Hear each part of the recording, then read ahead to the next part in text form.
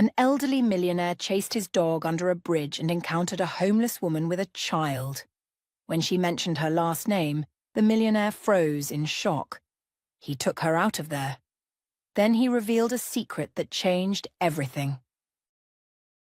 Rachel's reflection stared back at her from the bathroom mirror, but it wasn't the face she remembered from just 6 months ago. The blisters had started small, tiny, angry red bumps that appeared along her jawline during her 2nd month of pregnancy. She dismissed them at first, thinking they were stress-related, or perhaps a reaction to the cheap face wash she'd been using. But they spread like wildfire across her cheeks, her forehead, even down her neck, creating an angry constellation of raised, weeping sores that no amount of concealer could hide. "It's probably just hormonal," she had whispered to herself in those early days, running her fingers gently over the inflamed skin. "It'll go away after the baby comes." But Harry's reaction had been immediate and unmistakable. The man who once traced her features with reverent fingers, who called her beautiful every morning over coffee, now averted his eyes when she entered a room. The first cruel comment came disguised as concern. "Maybe you should see a doctor about that," he'd said, gesturing vaguely toward her face while reading the sports section. "I mean, what if it's contagious or something?" Rachel had laughed it off, placing a protective hand over the small bump beginning to show beneath her work uniform. "The doctor says it's rare but not unheard of. Some women just react this way to pregnancy hormones. It should clear up after—" "Should," Harry had interrupted, his voice flat. "But what if it doesn't? What if this is just how you look now?" The question hung in the air between them like a toxic cloud. Rachel felt something cold settle in her stomach, separate from the gentle fluttering of their growing child. She studied Harry's profile as he deliberately kept his attention on the newspaper, noting the tight line of his mouth, the way his shoulders had tensed. "You'd still love me," she said, but it came out sounding more like a question than a statement. Harry's silence was answer enough. The deterioration happened gradually, then all at once. Harry began working longer hours, claiming his boss needed him for overtime. He stopped reaching for her in bed, citing fatigue or stress. When she tried to initiate intimacy, he'd gently but firmly redirect her attention to something else. A movie, a household chore, anything that didn't require him to look at her face or touch her changing body. Rachel threw herself into creating the perfect home, as if she could love him back to her through sheer domestic excellence. She learned to cook his favorite meals, ironed his work shirts until they were crisp and professional, kept their small inherited house spotless despite working 10-hour shifts at the grocery store. She was a night stalker, hauling boxes and restocking shelves from midnight until dawn, then coming home to slip quietly into bed beside a husband who increasingly felt like a stranger. The house itself had been Harry's one stable inheritance, a modest 2-bedroom bungalow with creaky floors and outdated appliances that his mother had left him when cancer took her 3 years earlier. It wasn't much, but it was theirs, and Rachel had poured her heart into making it feel like a real home.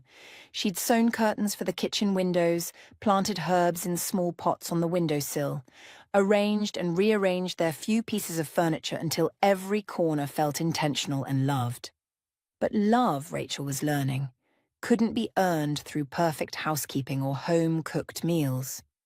"I ran into Melissa at the hardware store today," Harry mentioned casually one evening, not meeting her eyes. Melissa worked at the bank downtown, blonde, polished, with the kind of smooth, unmarked skin that Rachel now looked at with desperate envy. "That's nice," Rachel replied, though something in his tone made her stomach clench. "She was asking about you." "About the pregnancy?" Harry paused, seemingly choosing his words carefully. "I told her you've been having some complications." Rachel set down her fork, her appetite vanishing. "Complications?" "Well, the skin thing. And, we never really planned for this baby. It just happened." The casual cruelty of his words hit her like a physical blow. Yes, the pregnancy had been unplanned, but she had thought, hoped that Harry would grow excited about it as she had. She'd spent hours imagining their child's first steps in the small backyard, their first words at the kitchen table where she and Harry shared their morning coffee. "I know we didn't plan it," she said quietly, "but I thought you were happy about it." "You said you were happy." Harry shrugged, finally looking directly at her for the first time in weeks. The disgust in his eyes was no longer hidden behind polite concern. "I said a lot of things." That night, Rachel lay awake listening to Harry's breathing, one hand resting on her growing belly. At 5 months, the baby had begun moving regularly, little flutters and kicks that felt like butterfly wings against her palm. The end came swiftly, with the efficiency of someone who had been planning it for weeks. Rachel arrived home from her shift one Thursday morning to find suitcases in the living room and a woman she didn't recognize making coffee in her kitchen. Melissa, she realized with a sick jolt of recognition. The woman was even more beautiful up close, with clear, glowing skin and the kind of effortless elegance that came from never having to worry about where your next meal would come from. "Harry?" Rachel called, her voice echoing strangely in what had been her home just hours earlier. He emerged from the bedroom, their bedroom, looking sheepish but determined. "Rachel, we need to talk." "About what exactly?" She gestured toward Melissa, who had the grace to look uncomfortable but made no move to leave. "About why there's another woman making coffee in my kitchen." "It's not your kitchen," Harry said quietly. "It's not your house. It never was." The words hit her like a slap. Legally, he was right. The house was his inheritance, and they had never married, despite her hopes and his vague promises about someday. But she had lived there for 2 years, had made it their home, had believed it was their life they were building together. "Where am I supposed to go?" she asked, one hand instinctively moving to protect her belly. "I'm 5 months pregnant, Harry." "With your child?" His jaw tightened. "That was your choice. I made it clear I wasn't ready for kids." "When? When did you make that clear? When you told me you loved me? When you said we had a future together?" Melissa cleared her throat awkwardly. "Maybe I should go." "No," Harry said firmly. "Stay. This won't take long." He turned back to Rachel, his expression hardening. "Look at yourself, Rachel. Really look. Is this what you want our kid to inherit? This condition? And what kind of life can you provide? You stock shelves for minimum wage. You don't even have a high school diploma." Each word was carefully chosen to wound, and they found their mark. Rachel had always been sensitive about her education, about the gaps in her knowledge that came from aging out of the foster system at 18 with nothing but a GED and a garbage bag full of donated clothes. "I'm a hard worker," she said, hating how defensive she sounded. "I've never asked you for anything." "I pay my share of the bills. I take care of the house." "The house I own," Harry interrupted. The cruelty was breathtaking in its precision. Rachel felt something inside her chest crack and crumble, like a dam giving way to a flood of cold water. She looked at this man she had loved so completely, had built her entire identity around pleasing, and finally saw him clearly, for the first time. "I want you out by tonight." Rachel nodded slowly, surprised by her own calmness. The tears she expected didn't come. Perhaps she had cried them all out in advance during those long nights when she had sensed this moment approaching, like a distant storm. "All right," she said simply. Harry seemed taken aback by her lack of protest. She looked around the kitchen one last time, taking in the herb pots on the windowsill, the carefully chosen curtains, the small touches that had made this place feel like home. "I'll pack my things and go." When Harry tried to help her carry boxes to her car, a gesture of guilt, not kindness, Rachel stopped him with a look that could have frozen fire. "Don't touch my things," she said. As she loaded the last box into her small sedan, Harry appeared in the doorway, hands shoved deep in his pockets. "Rachel, I'm sorry it didn't work out." She turned to study his face one final time, memorizing the features she had once found so handsome. "No, you're not," she said calmly. "You're sorry you couldn't find an easier way to do this. But you're not sorry it's over." Harry opened his mouth as if to argue, then closed it again. Rachel drove away without looking back, her hands steady on the steering wheel despite the magnitude of what had just happened. In the rearview mirror, she could see Harry still standing in the doorway watching her leave. Soon he was just a small figure, then gone entirely as she turned the corner. It was only then, alone in her car with all her worldly possessions crammed into the back seat and trunk, that the full weight of her situation settled over her. She was 30 years old, 5 months pregnant, and completely alone in the world. The blisters on her face throbbed with each heartbeat, a constant reminder of everything she had lost. But as she drove through the familiar streets of the town she would now have to leave behind, Rachel felt something unexpected stirring alongside her fear and grief. A fierce, protective love for the child growing inside her. This baby would never know the abandonment she had experienced, never doubt their worth the way she had learned to doubt her own. "We're going to be okay," she whispered, one hand resting on her belly as she drove toward an uncertain future. "I don't know how, but we're going to be okay."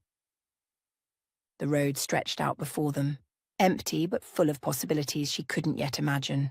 The vinyl seats of Rachel's aging Honda had become her world, cramped, uncomfortable, but undeniably hers. She had pushed the front seats as far forward as they would go, creating a makeshift living space in the back where she could stretch out her aching body as her pregnancy progressed. A pillow from her former life served as a headrest, while a thin blanket Harry had overlooked during her hurried packing provided minimal warmth during the increasingly cold autumn nights. Her routine had become mechanical, driven by necessity rather than choice. Each morning, she would fold her bedding neatly and drive to the 24-hour gym where she had maintained a membership during better times. For $12 a month, she could shower, use clean restrooms, and pretend for a few precious minutes that she was just another person starting their day normally. The gym staff never questioned why she arrived so early or why she sometimes lingered in the parking lot afterward, engine running to keep warm. Work at the grocery store became increasingly challenging as her belly expanded. By 7 months, she could barely maneuver between the narrow aisles with her cart of products to restock. Her supervisor had been patient at first, even sympathetic when Rachel explained her situation in vague terms. But patience wore thin when Rachel had to take frequent breaks, her back screaming in protest as she lifted heavy boxes of canned goods. "Maybe it's time you considered maternity leave," Mrs. Olsen suggested one night, though they both knew Rachel couldn't afford unpaid time off. The words hung between them like a death sentence. Rachel worked until her water broke during her shift at 38 weeks, crouched between towers of breakfast cereal boxes as the first contraction hit her like a lightning bolt. Mrs. Olsen drove her to the hospital, squeezing her hand during the worst of the contractions as they waited for the ambulance that seemed to take forever to arrive. David came into the world at 3:47 a.m. on a Tuesday.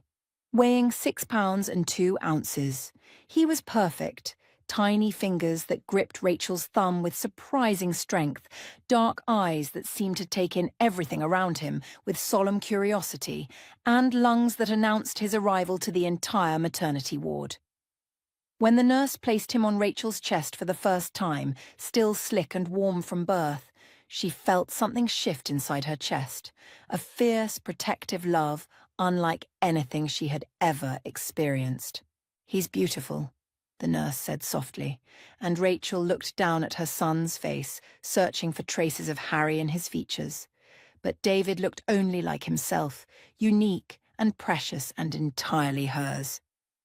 The hospital social worker appeared the next morning, clipboard in hand, and concern etched across her features. "Miss Jaziri, we need to discuss your discharge plan. Do you have a stable living situation for you and the baby?" Rachel had practiced this conversation in her head, but the words still felt like lies on her tongue. "Yes, I have a place." The social worker's expression suggested she wasn't entirely convinced, but without proof otherwise, she couldn't intervene. Rachel was discharged 48 hours later with a car seat donated by the hospital, a small supply of formula and diapers, and instructions to follow up with a pediatrician within a week. Living in the car with a newborn proved exponentially more difficult than being homeless alone. David cried often, his small voice echoing in the confined space as Rachel tried desperately to soothe him while remaining inconspicuous. She discovered that parking lots at 24-hour establishments were safest: McDonald's, Walmart, gas stations where the constant flow of customers made one more car unremarkable. But even those havens came with risks. The first real scare happened when David was 3 weeks old. Rachel had parked behind a shuttered restaurant, exhausted from another sleepless night, when footsteps approaching the car jolted her awake. Through the fogged windows, she could see 2 figures circling the Honda, testing door handles. "Someone's in there," a gravelly voice said. Rachel held David tighter, her heart hammering as she remained perfectly still. One of the figures pressed his face against the driver's side window, cupping his hands to peer inside. She could smell alcohol and cigarettes even through the glass.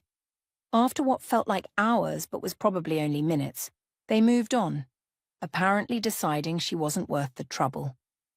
The police encounters were almost worse because they came with the authority of law.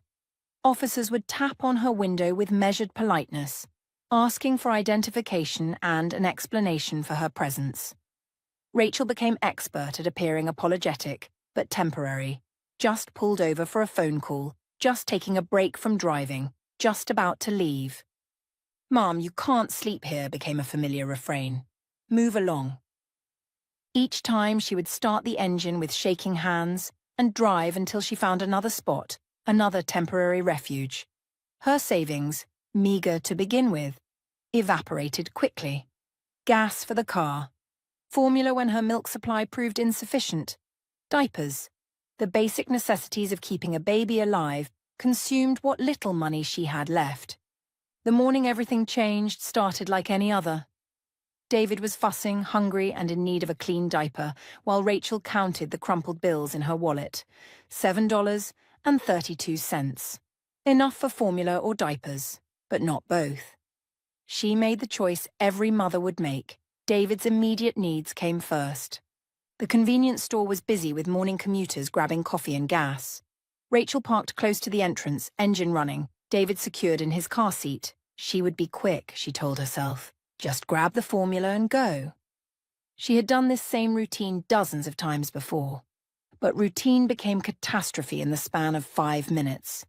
When she emerged from the store, receipt still clutched in her hand, the parking space where her Honda should have been was empty.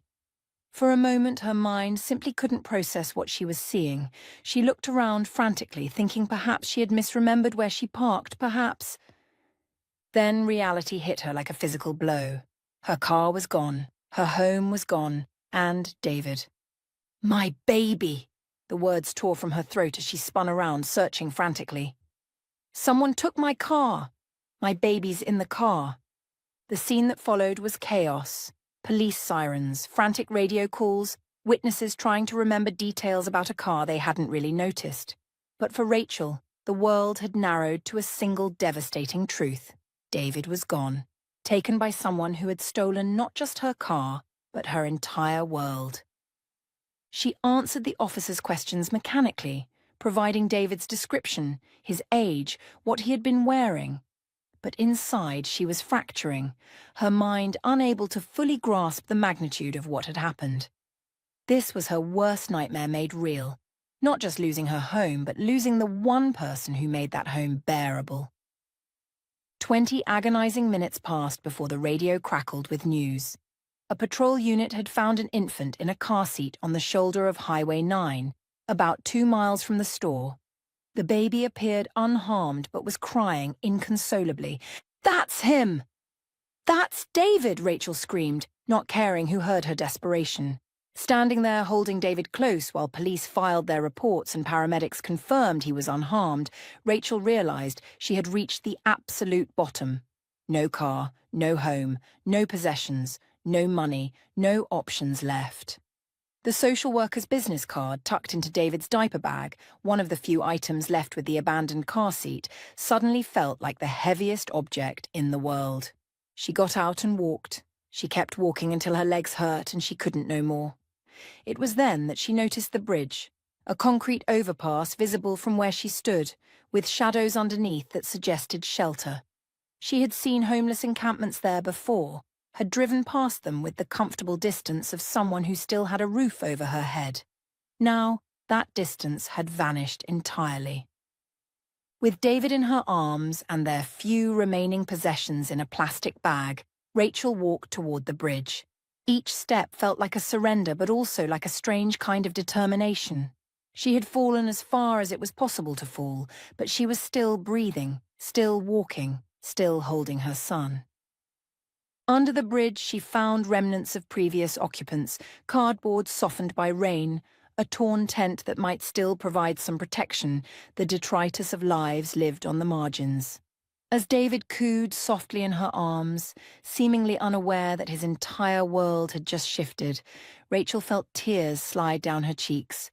Not the violent sobs of complete breakdown, but the quiet tears of someone who had finally stopped falling and found solid ground, even if that ground was concrete and cardboard. The concrete felt like ice against Rachel's back when she woke, though the thin light filtering through the torn tent suggested it was well past dawn. Her stomach cramped with a hunger so fierce it felt like her body was consuming itself from the inside out. Beside her, David stirred in his makeshift bed, making the soft, mewling sounds that meant he would be demanding food soon. Rachel sat up slowly, every muscle protesting after a night on the hard ground. The tent she'd found was better than nothing, but rain had seeped through holes she hadn't noticed in the darkness, leaving damp patches that chilled her to the bone. She pulled David close, feeling his small body's warmth against her chest, and tried to ignore the way her breasts ached with the effort of producing milk when her body had so little fuel to work with. "Good morning, baby," she whispered, pressing her lips to the soft fuzz on top of his head. "Mama's going to find us some breakfast." The walk to the corner store felt longer than usual, each step requiring conscious effort as her empty stomach sent waves of dizziness through her skull. With the $7 and change clutched in her palm, money that felt both precious and pitifully inadequate, she stood before the shelves calculating nutrition per penny with the precision of a mathematician. The peanut butter sandwich tasted like salvation. Rachel ate slowly, forcing herself to savor each bite rather than wolfing it down, despite her body's desperate signals. She needed this food to last, needed to stretch these calories as far as they would go. When David began fussing, she walked to the small park 3 blocks away, a place where mothers brought their children to play, where she could blend in for a few precious moments. Sitting on the worn wooden bench, she lifted her shirt and guided David to her breast, feeling the familiar tug and release as he began to nurse. Around them, the normal world continued its rhythm. Joggers passing by with earbuds and determined expressions, dog walkers chatting about weekend plans, the distant sound of children laughing on playground equipment. For a moment, Rachel allowed herself to pretend she belonged to this world of ordinary concerns and simple pleasures. But reality crept in like fog, bringing with it thoughts she didn't want to entertain. Was this her destiny? To live in shadows and survive on scraps, raising her son in a tent under a bridge? She had always believed that hard work could overcome any obstacle. But what happened when there was no work to be found, no ladder to climb, no path forward that didn't require resources she simply didn't possess? The thought was suffocating, pressing down on her chest until she struggled to breathe. She closed her eyes and tried to find something, anything to hold on to. David's warm weight in her arms, the fact that they were both alive, both whole, her own 2 hands capable of work if she could just find someone willing to pay for it. "As long as we can move, we can keep going," she murmured to David, who had fallen asleep at her breast, his tiny fist curled against her skin. "We just need to keep moving." The idea came to her gradually. born from desperation but nurtured by determination. She had cleaned houses before, had worked harder than most people ever would. If the system wouldn't provide for her, she would create her own opportunities, house by house, door by door, until someone said yes. The first neighborhood she tried was a disaster. Well-maintained lawns and security system stickers on windows proclaimed a level of affluence that made her presence feel like an intrusion. When she knocked on doors, clutching David to her chest, the responses ranged from suspicious to openly hostile. "We're not interested," came the refrain, often before she could even explain what she was offering. One woman took a long look at David, then at Rachel's unwashed hair and clothes that had seen too many days without proper laundering. "You shouldn't be taking a baby door to door like this. Someone should call social services." The words hit Rachel like a physical blow. She hurried away from that house, heart pounding with a fear that went deeper than hunger or homelessness. Losing David would mean losing everything that mattered, the one pure thing in her life that made all the struggle worthwhile. By the 4th Street, she had modified her approach. Instead of launching directly into her request, she tried to establish herself as a person, first, someone with a story, a reason for being there that went beyond mere desperation. The house at the end of Maple Street was smaller than the others, with a garden that showed signs of loving care despite being somewhat overgrown. When the door opened, Rachel found herself looking down at an elderly woman who barely reached her shoulder, leaning heavily on a wooden cane worn smooth by years of use. "Can I help you, dear?"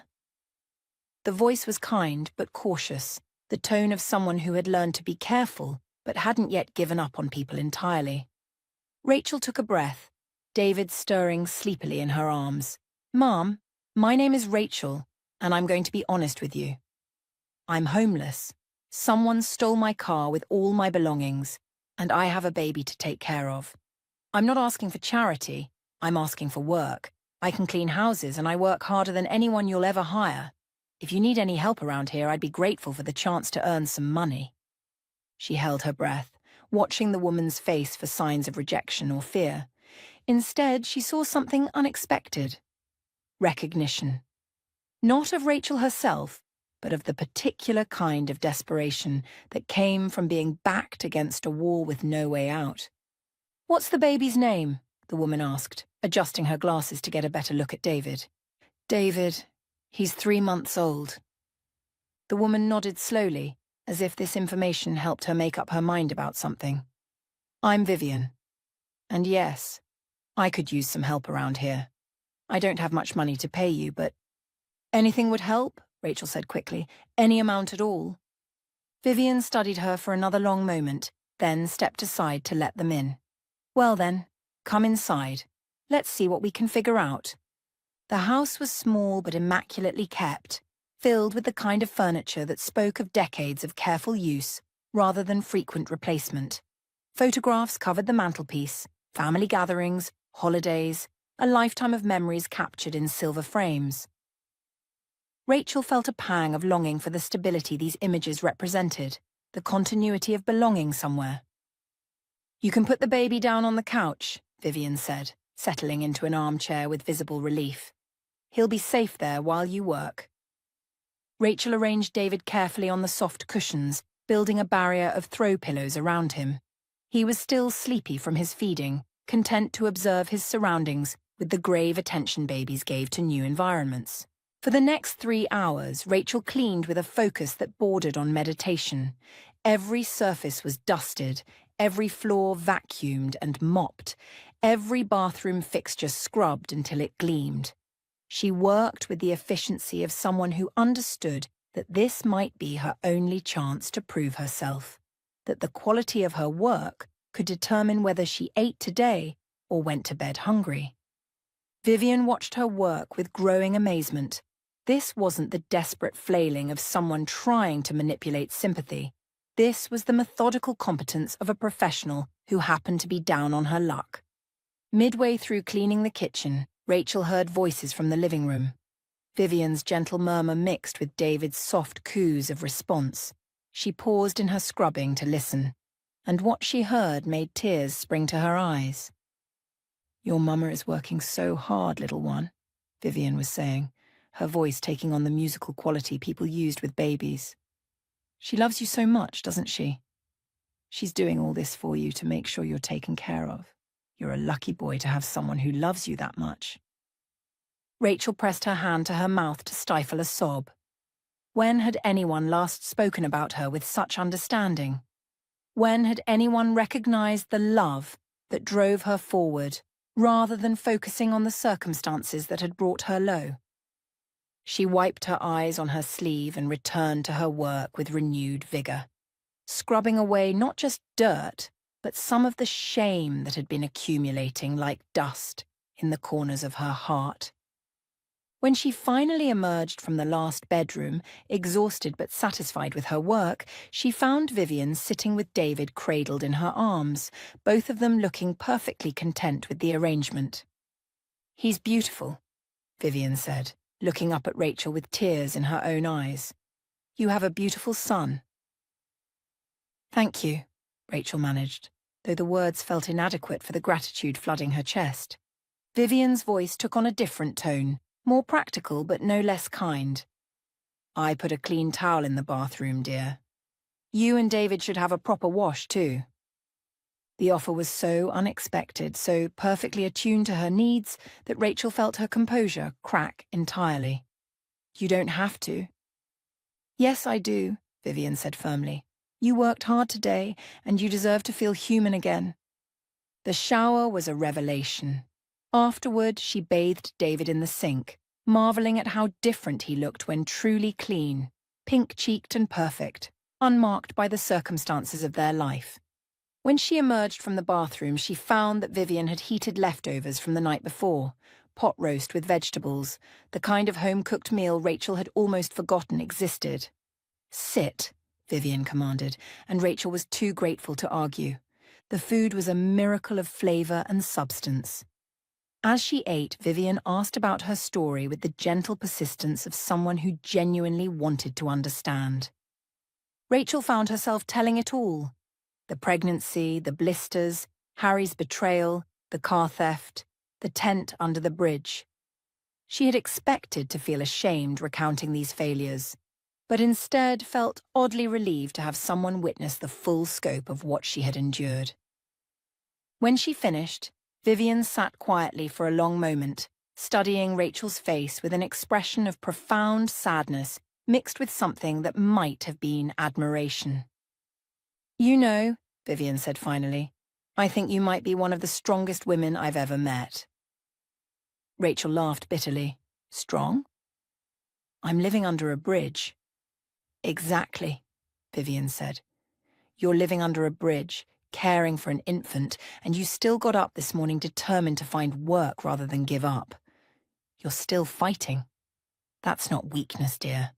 That's the kind of strength most people never have to discover they possess." She pulled her purse from the side table and counted out 5 $20 bills, pressing them into Rachel's hand despite her protests. "This is all I have until my pension check comes," Vivian said, "but I want you to take it." Rachel stared at the money, overwhelmed by the generosity. $100 wouldn't solve all her problems, but it would buy food, diapers, maybe a few nights in a motel where David could sleep in a real bed. "There's something else," Vivian continued. "You don't have to go back to that bridge tonight. I live alone in this big house, and there's plenty of room for you and David." The offer hung between them like a lifeline, and Rachel felt the pull of it with every fibre of her being. A warm bed, regular meals, a roof that wouldn't leak in the rain. But accepting felt like crossing a line from independence into charity, from temporary hardship into permanent dependence. "You've already done so much," Rachel said. "I can't impose on you like that." "It wouldn't be an imposition." "Yes, it would," Rachel said gently but firmly. "You barely know me. Having strangers in your house, a baby crying at night, it's too much to ask." Vivian looked disappointed but not surprised. "You're proud," she observed. "That's not entirely a bad thing." Rachel nodded, understanding the wisdom in the words even as she remained unable to act on it. "There is one thing you could help me with, if you're willing. Do you know anyone else in the neighborhood who might need cleaning help? I'd like to build up some regular work." Vivian's face brightened. "Oh, I know several people who would benefit from your services. Mrs. Patterson across the street has been struggling since her hip surgery, and the Johnsons at the corner have been talking about needing help with their spring cleaning for months." And so a routine was born. Rachel would return to Maple Street twice a week, sometimes more, building a small network of clients who appreciated her thoroughness and reliability. She invested in a better tent, then a camping mattress that kept her off the cold ground. The bridge began to feel less like a desperate shelter and more like a temporary arrangement, a stepping stone to something better. David grew stronger, his serious dark eyes tracking movement with increasing awareness. Vivian became his unofficial grandmother, always having time to hold him while Rachel worked, speaking to him in the gentle tones that made Rachel's heart ache with gratitude. The work wasn't easy, scrubbing floors while her son slept nearby, carrying him from house to house in the carrier that had become as essential as her cleaning supplies. But it was honest work that she could take pride in, a foundation on which to build something resembling a life. Some nights, lying in the tent with David sleeping peacefully beside her, Rachel allowed herself to dream beyond mere survival. Maybe she could save enough money for a security deposit on a small apartment. Maybe David could go to school without shame, could grow up knowing that his mother had never stopped fighting for their future. The bridge that sheltered them was still just concrete and steel, the tent still just fabric and hope. But something had changed in the weeks since that first desperate morning. Rachel was no longer just surviving, she was building. One day, one job, one small act of human kindness at a time. That fateful morning started like any other under the bridge. Rachel stirred in her sleeping bag as pale sunlight filtered through the gaps in her tent, creating patches of warmth that she instinctively moved toward. David, now 5 months old, was still sleeping peacefully beside her, his small chest rising and falling with the steady rhythm that had become her most precious sound in the world. But something was different today. A persistent barking echoed off the concrete supports, growing louder and more insistent. Rachel's first instinct was fear. Stray dogs could be dangerous, especially around a baby.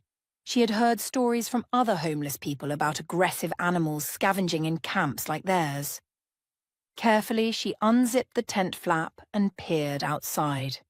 What she saw made her smile despite her apprehension. A beautiful golden Labrador sat just outside her tent, tail wagging with such enthusiasm his entire body wiggled.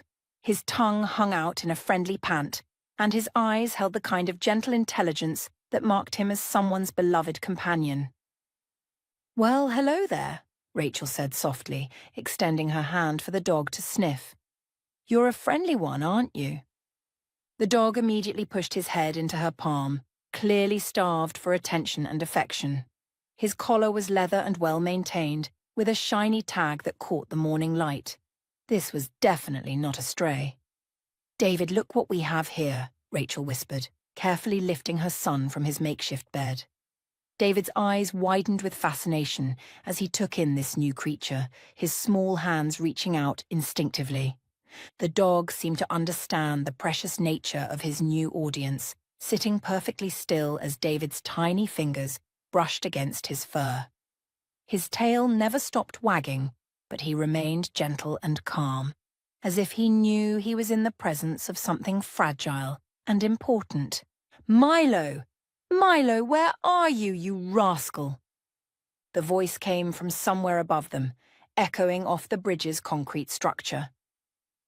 Rachel looked up to see an elderly man in expensive-looking white pants and a button-down shirt making his way down the steep embankment that led to the homeless encampment.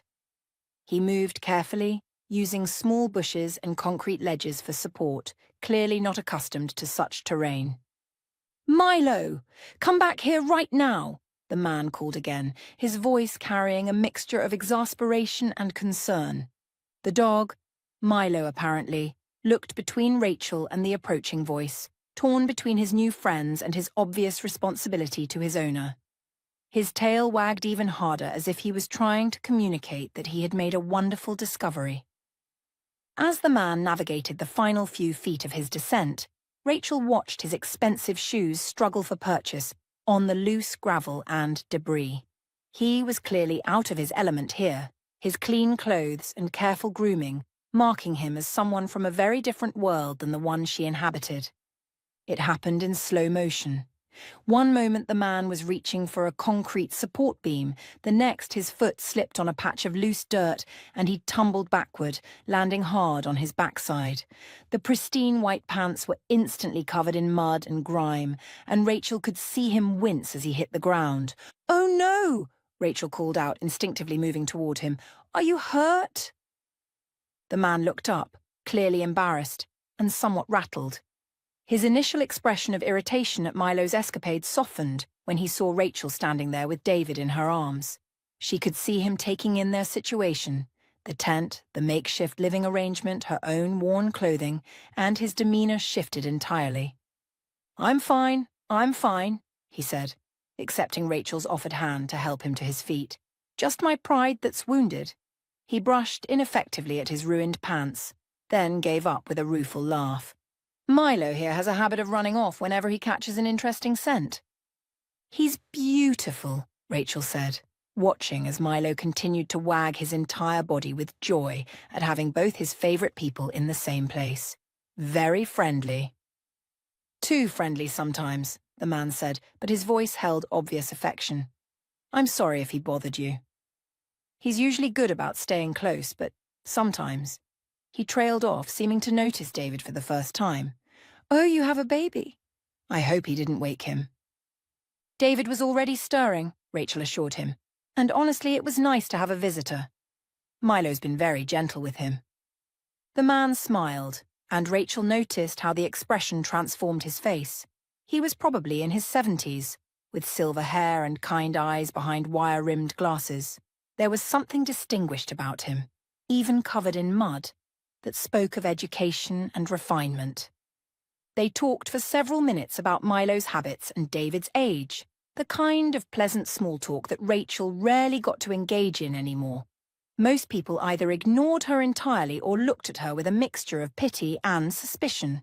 This man treated her like a person, like someone worth having a conversation with. As their chat began to wind down and the man prepared to leash Milo for the walk back to wherever they had come from, he paused and looked directly into Rachel's eyes. Something in his expression shifted, becoming more serious, more searching. "I hope you don't mind me asking," he said carefully, "but do you have any family? Any relatives, perhaps overseas?" The question caught Rachel off guard. She laughed, but without humor. "I wish I did. I don't even know who my parents were." The man's face grew thoughtful, and he seemed to be wrestling with some internal decision. "I'm sorry to hear that," he said quietly. Then, almost hesitantly, he added, "Does the name Jaziri mean anything to you?" "The last name Jaziri?" Rachel's world tilted. The name hit her like a physical blow, and she felt David shift in her arms as her grip tightened involuntarily. Her eyes widened, and she could feel her heart beginning to race. That's my last name," she whispered. "How do you know my last name?" The man's reaction was immediate and overwhelming. His face went completely white, then flushed red, and his breathing became rapid and shallow. He stared at her with an intensity that was almost frightening, his eyes filling with tears that began to spill down his cheeks unchecked. "Oh my God," he breathed, his voice cracking. "Oh my God, oh my God." His legs seemed to give out slightly and he reached for Milo's collar to steady himself. "Sir." "Sir, are you okay?"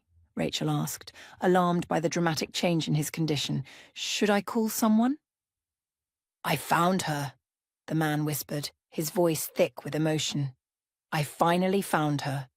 After all these years, I found her." "Found who?" Rachel asked, though something deep in her chest was already beginning to understand, even as her mind rejected the possibility. The man looked up at her through his tears, his face a mixture of joy and disbelief, and something that looked like awe. "My daughter," he said. "I found my daughter." Rachel felt the world spin around her. She looked down at David, then back at this stranger who was claiming to be her father, trying to process what was happening. "I don't understand," she said. "How can you possibly know that? How can you be sure?" But the man was crying openly now, pressing his face into Milo's fur and thanking God and the dog alternately for leading him to this place, this moment. It took several minutes before he could compose himself enough to speak coherently.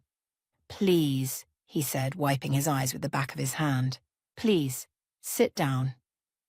Let me tell you a story, and then you can decide for yourself whether you believe me." They sat on a piece of cardboard that Rachel spread on the ground, David contentedly gnawing on his fist while she tried to prepare herself for whatever she was about to hear. "My name is Michael Harden," the man began, his voice still shaky with emotion. 41 years ago, I was a graduate student in international business.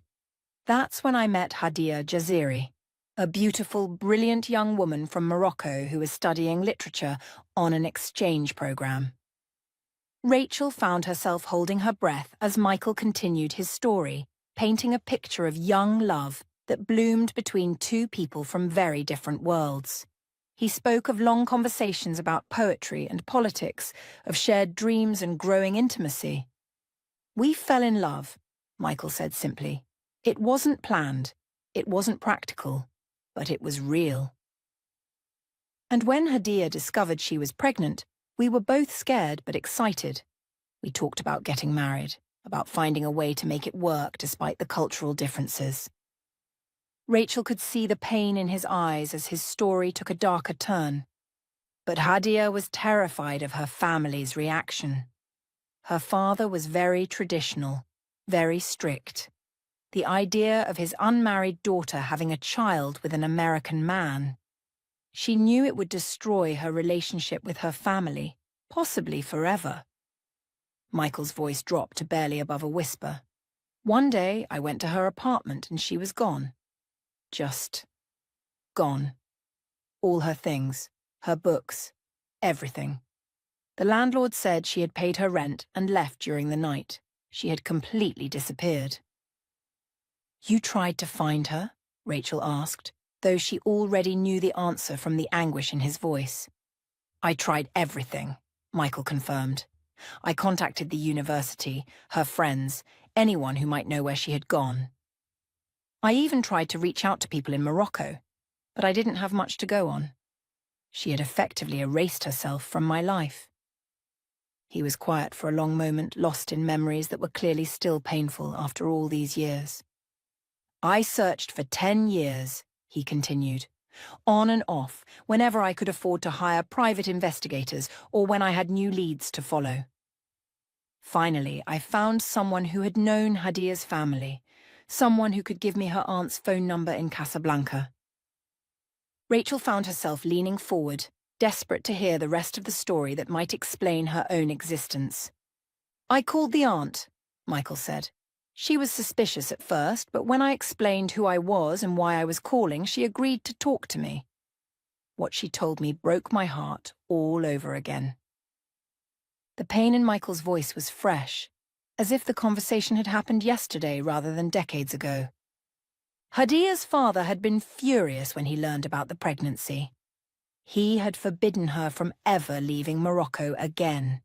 To preserve the family's honor, he had arranged a marriage for her with a local man who was willing to overlook her past. "And the baby?"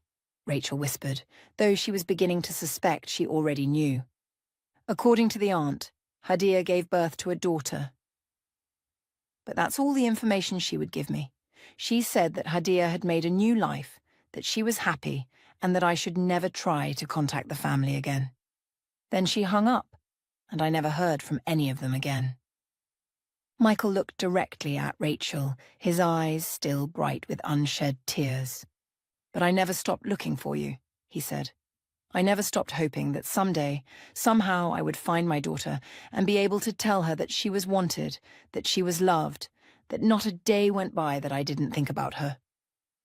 Rachel sat in stunned silence, trying to reconcile this story with what little she knew of her own origins. The note that had been found with her as a baby, requesting that she be given the last name Jaziri. The features that she was now beginning to recognize in Michael's face, the shape of his eyes, the line of his jaw, even the way he gestured when he spoke. "The church where you were found," Michael said as if reading her thoughts. "It was St. Mary's, wasn't it? On 5th Street? Rachel nodded, unable to speak. "That was the church where Hadia and I used to walk sometimes." She said it reminded her of the beautiful architecture in Morocco, that it made her feel peaceful. The pieces were falling into place with a clarity that was almost overwhelming. Rachel looked at this man, her father, and felt years of questions beginning to find their answers. It was then that David chose to wake up fully, stretching and making the small, demanding sounds that meant he was hungry.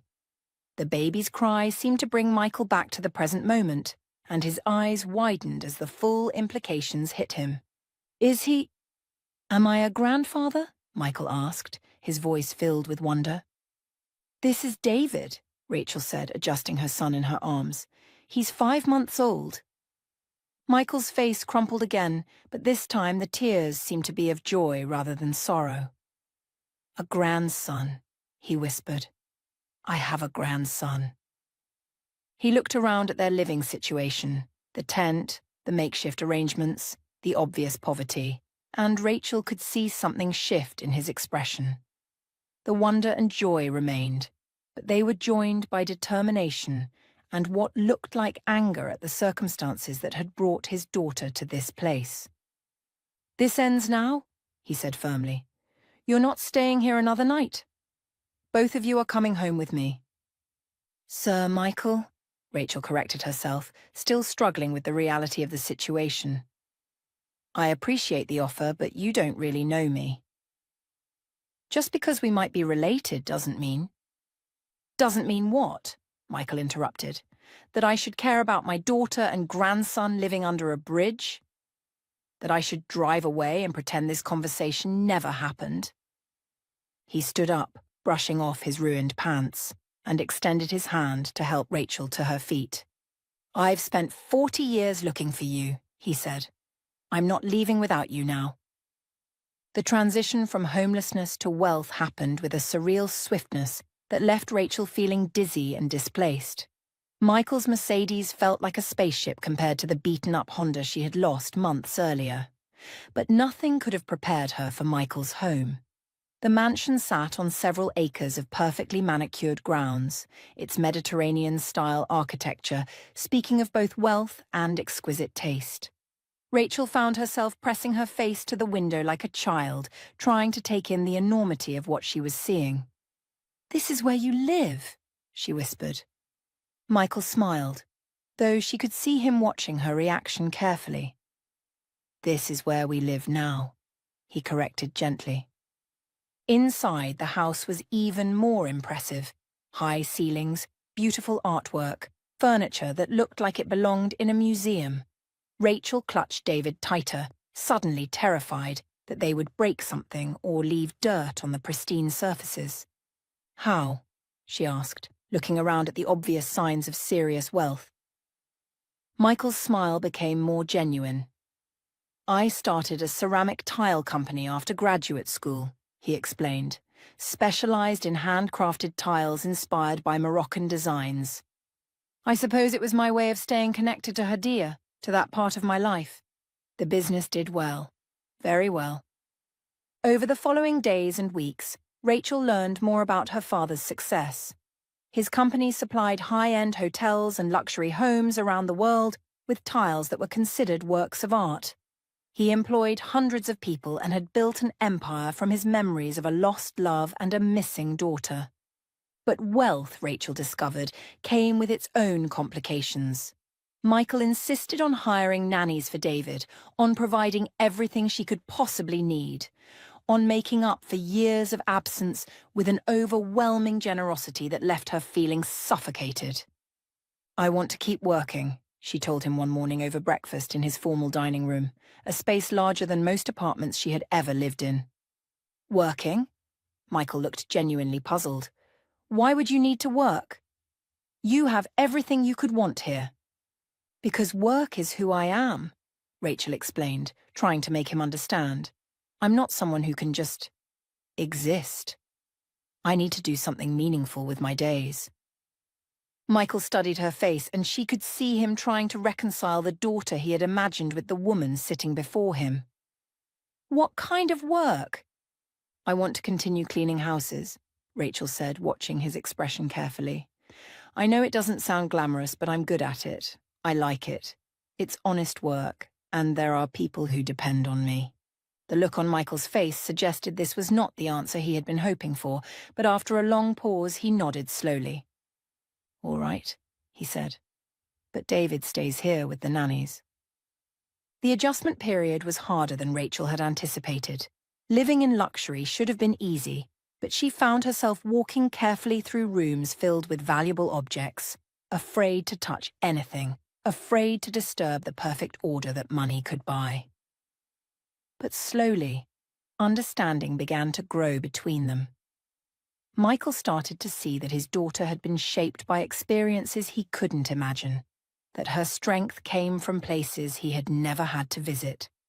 And Rachel began to understand that his love was real, even if it came wrapped in wealth and privilege that felt foreign to her. The cleaning business she built over the following year was entirely her own creation. Michael offered help repeatedly, but Rachel refused, determined to prove that she could succeed on her own terms. She hired employees, expanded her client base, built a reputation for excellence and reliability that had nothing to do with her father's money. When the offer came to buy her company 4 years later, a $1 million deal that would set her up for life, Rachel took weeks to make the decision. The business had become more than just work. It was proof that she could create something valuable, something meaningful. But David was growing, and she realized that the most important job she would ever have was being his mother. The money from the sale would ensure his future, would give him opportunities she had never dreamed of. The first thing she did with the check was arrange a surprise for Vivian, a Mediterranean cruise that the older woman had mentioned dreaming about for years. When she told Michael about her plan, she was surprised by his immediate offer to accompany Vivian on the trip. "She sounds like a remarkable woman," he said. "Someone who showed you kindness when you needed it most." "I'd be honored to meet her." Watching her father and Vivian hit it off during their pre-cruise dinner was one of the most unexpectedly joyful moments of Rachel's new life. Two people who had both known loss, both understood the value of human kindness, finding friendship and perhaps something more in their shared appreciation for second chances. As Rachel tucked David into his bed, a real bed, in a real room with a nightlight and stuffed animals and all the security she had once only dreamed of providing, she reflected on the extraordinary turns her life had taken, from abandonment to love, from homelessness to wealth, from despair to hope. None of it had happened the way she might have planned, but somehow it had all led her exactly where she needed to be. "Sweet dreams, my love," she whispered to her son, kissing his forehead. "Tomorrow we'll figure out what our next adventure will be." Outside the window, the stars shone down on the beautiful grounds of their home, the same stars that had once watched over a tent under a bridge where a young mother had whispered promises to her sleeping baby. Some promises, Rachel had learned, had a way of coming true in the most unexpected ways. The sound of laughter filled Michael's house in a way it never had before. Rachel stood in the kitchen doorway, watching her father and Vivian share stories from their Mediterranean cruise, their faces glowing with the kind of contentment that came from unexpected companionship in the later chapters of life. They moved around each other with an easy familiarity, Vivian helping Michael with dinner while he regaled her with tales of the ceramic workshops they'd visited in Italy. David was now 5 years old. He asked a lot of questions. Rachel smiled, ruffling her son's hair. Somehow, in the natural way children adapted to new realities, David had seamlessly incorporated both Michael and Vivian into his understanding of family. Milo, the golden retriever who had orchestrated their miraculous reunion, had become David's constant companion. Later that evening, after David had been tucked into bed and Vivian had settled into the guest room that was increasingly becoming her permanent space, Rachel found Michael on the terrace overlooking his gardens. He was holding an old photograph, worn soft at the edges from years of handling. "Is that her?" Rachel asked, settling into the chair beside him. Michael nodded, holding the photo so she could see. The woman in the picture was indeed beautiful. Dark eyes that seemed to hold secrets, an elegant bone structure, and a smile that was both mysterious and warm. Rachel could see traces of herself in those features, the legacy of a mother she had never known. "She was remarkable," Michael said softly. "Brilliant, funny, passionate about literature and life. She used to read to me in Arabic, and even though I couldn't understand the words, the sound of her voice..." He trailed off, lost in memory. Rachel had asked about Hadia many times over the past few years, hungry for details about the woman who had given her life. With each story, she felt both closer to and further from her mother, understanding the love that had created her, but also the fear that had led to her abandonment. "She gave me everything she could," Rachel said after a long silence. "And maybe the kindest thing I can do is respect the choice she made. She built a new life, probably had other children. Me appearing now might only bring pain." Michael studied his daughter's face, seeing in it the wisdom that had been forged through years of struggle and survival. "You've grown into an extraordinary woman," he said, "strong in ways I never had to be."